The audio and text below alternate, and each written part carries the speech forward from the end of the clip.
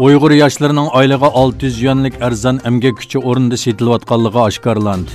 Yerlik manbalardan erishgan uchurlarga asoslanganda Xitoy doiralarining yig'ilish lagerlariga qamalgan va hozir Xitoy zavodlarida majburiy emgakka selinayotgan Uyg'urlarni parcha va to'p holatda setayotganligi o'ttirg'i chiqdi.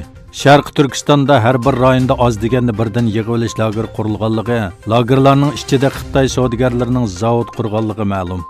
Yangi uchurlarga asoslanganda lagerdagi Uyg'urlar zavodlarning ehtiyojiga asosan oylik maoshi 600-700 yuandan setiladi. Ifodasi yaxshi bo'lganlarning oylik maoshi 3000 yuanga chiqadi. Shuning bilan birga Xitoy virusi dunyo miqyosida tarqab, Moskvaga bo'lgan ehtiyoj oshgandan keyin avval otishda, keyincha Sharq Turkistonning boshqa joylarida qurilgan Moskva fabrikalarida Uyg'ur mahbuslarining yillik to'xtam imzolab, majburiy emgakka selinayotganligi o'ttirg'i chiqdi.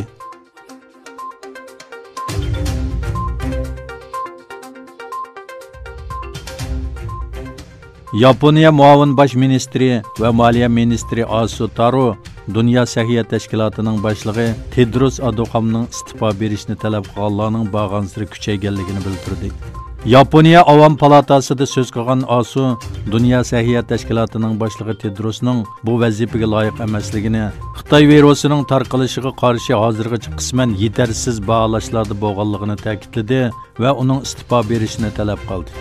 U Chang'a o'rik to'rida qanot yaydirilgan imzo qo'yish faoliyatini tilga oldi. Asu yana mundaq dedi: "Yig'inchoqlab aytganda, bu tashkilot Dünya Səhiyyə Təşkilatimi yoki Xitoy Səhiyyə organimi?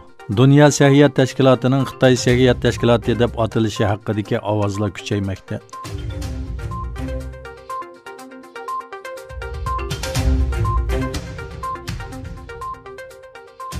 Gollandiyaning Wuhan virusi qarshi uchun Xitoydan import qilingan maskalarni yig'ib olish qarori chiqarganligi bildirildi.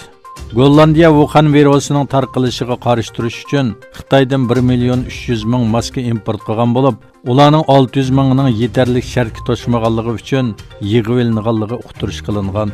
Gollandiya ommaviy axborot organining to'rida e'lon qilingan uqtirishda Səhiyyə va Tantarbiya ministrligining Xitoydan maska import qilishni to'xtatganligi va tarqitilib bo'lgan 600.000 maskani yig'ib olishni qaror qilganligi bildirilgan. Uqtirishda buningdan keyin import qilingan maskalarning qo'shimcha sinovdan o'tkazilganligi ta'kidlangan.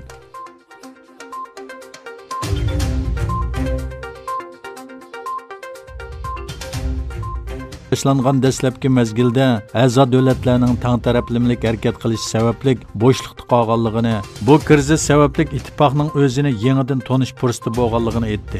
Yevropa Ittifoqi komitetining boshlig'i Len Germaniya xabar agentligining ziyoratini qabul qilganda, Xitoy virus sababli Yevropa Ittifoqiga qilingan tanqidlarga javob berib, ittifoq ichida texnik ko'p hamkorlik chaqirg'i qildi. Virus hujumiga qarshi Yevropa Ittifoqi chegaralarining ochiq qolganligi va Yevropa Ittifoqi komitetining krizisga qarshi kurashda yetarli darajada tirishchanlik ko'rsatmaganligi haqidagi tanqidlarni rad qilgan von der Leyen, Yevropa Ittifoqi komitetini zarur materiallarning yetkazilishida chegaradagi qisqanchilikni yo'qotish uchun kuch chiqarganligini aytdi. Yevropa Ittifoqi bu krizis sababli parchalanamdi degan savolga qarata, bu bizning qo'limizda. Xitoy virusining beshida o'zimizni bo'shliqda his qilgan edik, lekin keyin tezdan ijobiy harakatga o'tdik dedi.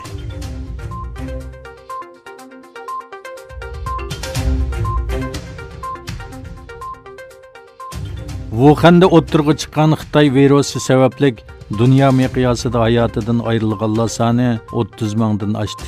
Xitoy virusi haqidagi eng yangi uchurlarni ta'minlab kelayotgan World Odometer to'riga asoslanganda dunyo miqyosida Wuhan virusi bilan o'lganlar soni 30.299 ga, yuqumlanuvchilar soni 650.913 ga yetgan.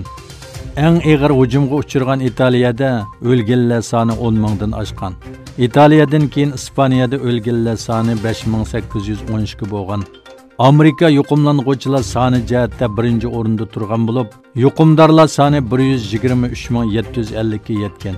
Turkiyada bo'lsa hozirgacha 7.402 kishi yuqumlanib, 108 kishi hayotidan ayrilganligi e'lon qilindi.